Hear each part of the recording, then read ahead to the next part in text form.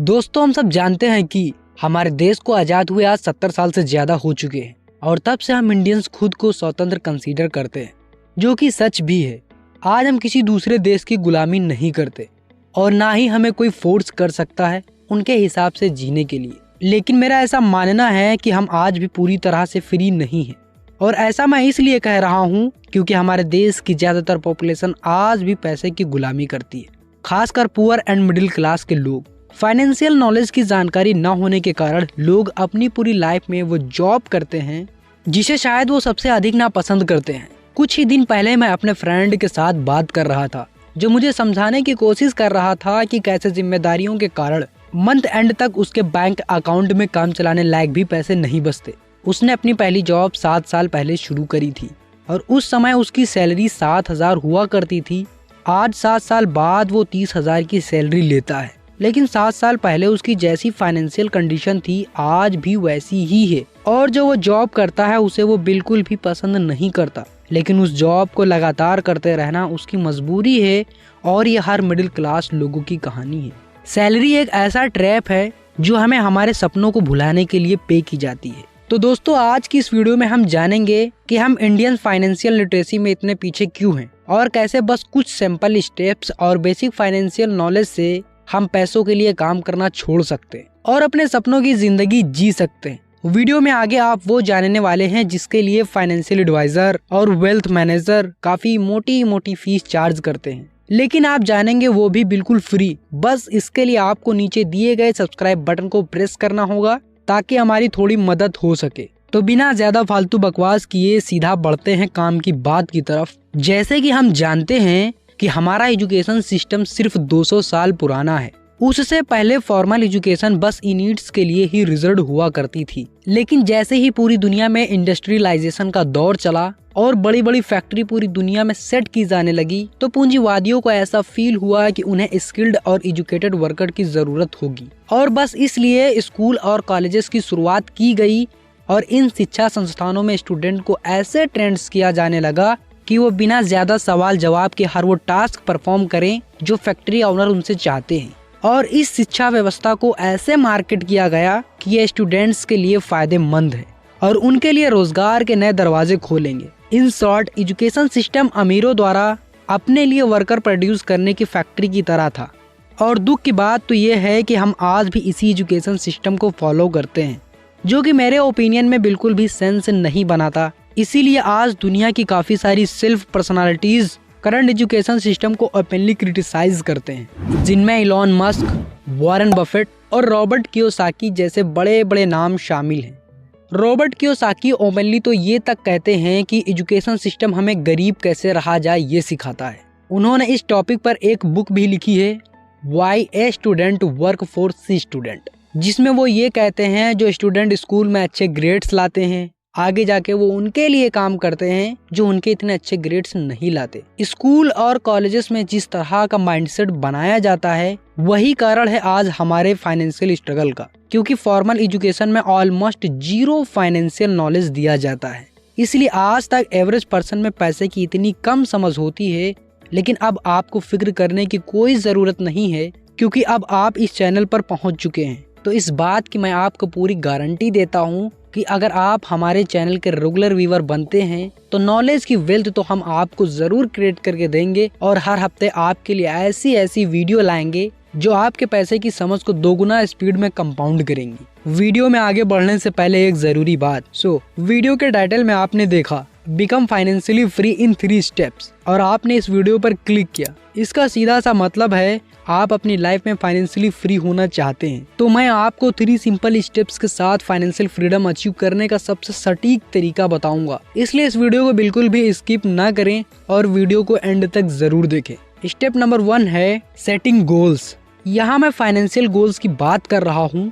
सबसे पहले आपको ये डिसाइड करना होगा कि आपको फाइनेंशियली इंडिपेंडेंट होने के लिए कितने रुपयों की जरूरत है। ये ऑलमोस्ट इतना होना चाहिए कि जिससे आप उतनी पैसिव इनकम जनरेट कर सके कि आप बिना काम किए आपके जितने एक्सपेंसेस हैं वो आराम से कवर हो सके। थोड़ा डिटेल में समझने के लिए मैं एक रियल लाइफ एग्जांपल लेता हूँ। ग्रांड सेबिटियर, जो कि आज अपनी very famous book financial freedom के लिए जाने जाते हैं, एक समय था जब वो पूरी तरह गरीब थे। 24 साल की उम्र में अपनी जॉब से निकाले जाने के बाद ग्रांट अपने पेरेंट के साथ रहते थे और बैंक अकाउंट में सिर्फ $2.26 बचे थे और एक नई जॉब ढूंढने के लिए सिर्फ उनके पास 3 महीने ही बचे थे, क्योंकि उनके पेरेंट्स भी उनको अपने साथ इससे ज्यादा दिन रहने के लिए अलाउ नहीं कर रहे थे। 200 से ज्यादा जॉब में अप्लाई करने के बाद भी उन्हें कहीं से कॉल बैक नहीं मिला। फिर एक दिन पूरी तरह टूटने और फ्रस्ट्रेट होने के बाद ग्रांट अपने बैकयार्ड में एक ट्री के नीचे लेटे हुए थे और अपनी बुरी हालत के बारे में सोच रहे थे। उनके बैंक अकाउंट में मुश्किल से 170 रुपए होने के बाद भी उस दिन ग्रांट एक ऐसा गोल सेट करते हैं जो कि प्रैक्टिकली वो गोल कई लोगों के लिए इम्पॉसिबल हो सकता है। ग्रांट डिसाइड करते हैं कि नेक्स्ट 5 सालों में कुछ भी करके फाइनेंशियली फ्री होना चाहते हैं और पूरी जिंदगी ऐसे ही पैसों के लिए काम नहीं करना चाहते। फिर थोड़ी कैलकुलेशन करने के बाद ग्रांट फाइंड आउट करते हैं कि उन्हें फाइनेंशियली फ्री होने के लिए उन्हें $1 मिलियन की जरूरत होगी। आगे 5 सालों के लिए ग्रांट वेरी हार्ड वर्क करके सारी फाइनेंशियल बुक को पढ़ डालते हैं और 5 साल बाद ग्रांट अपने लिए $1 मिलियन जितना अमाउंट कलेक्ट कर लेते हैं और फिर कभी वापस मुड़कर नहीं देखते। तो दोस्तों, इस एग्जाम्पल से आप गोल सेटिंग की पावर को समझ गए होंगे। बढ़ते हैं अगले स्टेप्स की तरफ, जो है save and invest. Financial freedom की अगली सीढ़ी पैसों की बचत करना और उनको सही जगह इन्वेस्ट करना है। आप चाहे पूरी जिंदगी दिन रात घिसते रहें, लेकिन आपने अगर अपने पैसों को सेव और इन्वेस्ट करने की आदत नहीं डाली तो आप हमेशा ही स्ट्रगल करते रहेंगे और आपको फाइनेंशियली फ्री होने के लिए लाखों रुपए की सैलरी लेने की भी जरूरत नहीं है। ऑब्वियसली मोर इज बेटर, लेकिन आप मात्र महीने के कुछ हजार रुपयों को सेव करके भी और उन्हें अच्छी जगह इन्वेस्ट करके, जहां से एटलीस्ट आपको बैंक एफडी से ज्यादा रिटर्न मिल सके, इन द लॉन्ग रन अच्छी खासी वेल्थ क्रिएट कर सकते हैं। मैं इसको थोड़ी सी कैलकुलेशन के साथ समझाने की कोशिश करता हूँ। लेट्स एज्यूम आप महीने की 15 से 20 हजार रुपयों की सैलरी लेते हैं, या अभी आप बेरोजगार हो और आप जल्दी ही एक ऐसी जॉब करने वाले हैं जिसमें आपकी सैलरी 15 से 20 हजार होगी, जो कि आराम से आपको किसी भी फील्ड में मिल सकती है। तो इतनी सैलरी में से आप अपना खर्चा वगैरह निकाल के आप महीने के 5,000 रुपये बचा लेते हैं। पर शर्त यहाँ ये है कि आपकी जैसे जैसे सैलरी में बढ़ोतरी होगी तो आपके अपने खर्चे को नहीं बढ़ाना है, बल्कि इन्वेस्टमेंट अमाउंट को बढ़ाना है। तो मैं मान रहा हूँ कि आने वाले सालों में आपकी सैलरी हाइक होगी 10% से, जिसे भी आप इन्वेस्टमेंट ही करेंगे। तो दोस्तों, अब देखिएगा मैजिक। आपने शुरुआत में इन्वेस्ट किए 5,000 रुपए हर महीने पूरे साल, और हर साल आप इस अमाउंट को 10% के साथ बढ़ाते गए और आपने अनुशासन के साथ ऐसा 20 सालों के लिए किया। और इस 20 सालों की इन्वेस्टमेंट में आपको अपनी इन्वेस्टमेंट पर एवरेज रिटर्न्स मिला 15% का। जो 20 साल बाद अमाउंट बना वो हुआ 1.3 करोड़ रुपीस। और ये इतना बड़ा अमाउंट बना मात्र 5,000 रुपयों की इन्वेस्टमेंट की शुरुआत से। और दोस्तों, यही है कंपाउंडिंग की पावर। लेकिन सवाल यहाँ ये भी है कि 15% का रिटर्न्स आखिर मिलेगा कैसे। दोस्तों, इस पे भी मैं एक डिटेल्ड वीडियो जल्दी ही मैं लाने वाला हूँ, जिसमें हम डिटेल में सभी इन्वेस्टमेंट इंस्ट्रूमेंट के बारे में जानने वाले हैं। इसीलिए इस चैनल पर कंटिन्यू बने रहें। फिलहाल तब तक के लिए थर्ड स्टेप को जान लेते हैं, जो कि बहुत ही इम्पोर्टेंट है, ना कि बस इन्वेस्टमेंट जर्नी के लिए बल्कि ओवरऑल लाइफ के लिए भी। और ये स्टेप है डिसिप्लिन एंड पैशंस। यूएस में एक सर्वे किया गया ये जानने के लिए कि पिछले 30 सालों में कौन वो लोग हैं जिन्होंने सबसे ज्यादा वेल्थ क्रिएट करी है, यानी कि किन किन लोगों ने सबसे ज्यादा रिटर्न लिए हैं अपनी इन्वेस्टमेंट पर।